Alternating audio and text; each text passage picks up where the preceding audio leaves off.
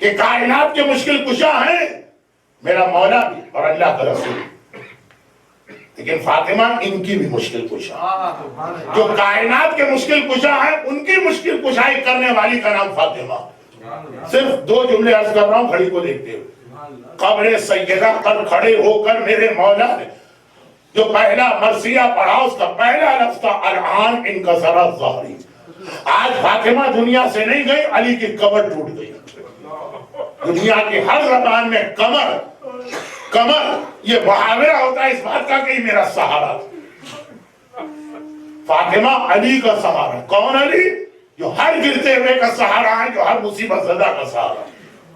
اور یہاں پہ علماء کا جملہ وہ یہ نہیں، وہ اس کے بعد کہ یہی وجہ ہے کہ فاطمہ جو کہ رسالت اور امامت کی بھی مددگار ہیں، بلکہ میں لفظ بدل، فاطمہ رسالت کی بھی مشکل کشا ہے اور امامت کی بھی مشکل کشا۔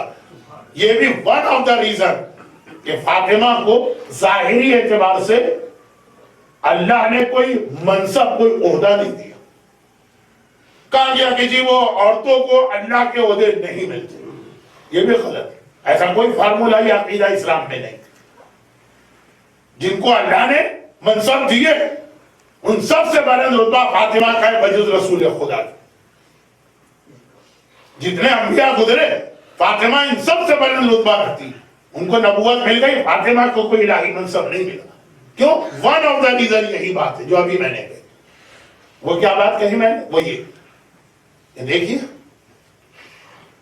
کبھی کسی شخصیت کو نیوٹرل رکھنا پڑتا تاکہ جب کبھی کوئی کنٹروورسی اور پرابلم اٹھے تو یہ نیوٹرل شخص جو ہے نا وہ کام آ سکتا۔ میں بہت زیادہ بات کو واضح نہیں کرنا چاہتا۔ فاطمہ کو منصب نہیں دیا گیا، کیوں؟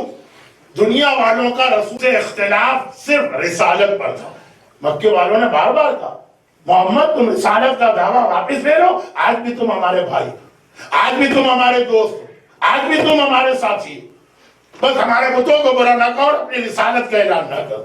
جھگڑا رسالت پر تھا۔ مولا سے بار بار یہ کہا گیا کہ آپ اپنی امامت کی بات نہ کریں، پھر آج بھی ہمارے سروں کے آج بھی آپ ہمارے سردار۔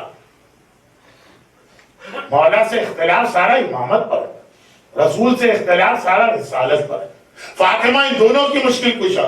فاطمہ کو بھی اگر رسالت ملتی تو فاطمہ بھی ایک پارٹی بن جاتی، امامت ملتی فاطمہ بھی ایک پارٹی بن جاتی۔ کا فاطمہ کو نیوٹرل رکھنا تاکہ جب محمد کی رسالت پر مشکل وقت آئے تو مباہلے کے میدان میں فاطمہ جا کر محمد کی رسالت کو بچائے۔ اور فاطمہ کو نیوٹرل رکھا گیا، امامت نہیں دی گئی، تاکہ جب علی کا حق غصب کیا جائے تو دربار خلافت میں خطبہ بدر دے کے فاطمہ امامت کی مدد کرتی ہے۔ محمد وآل محمد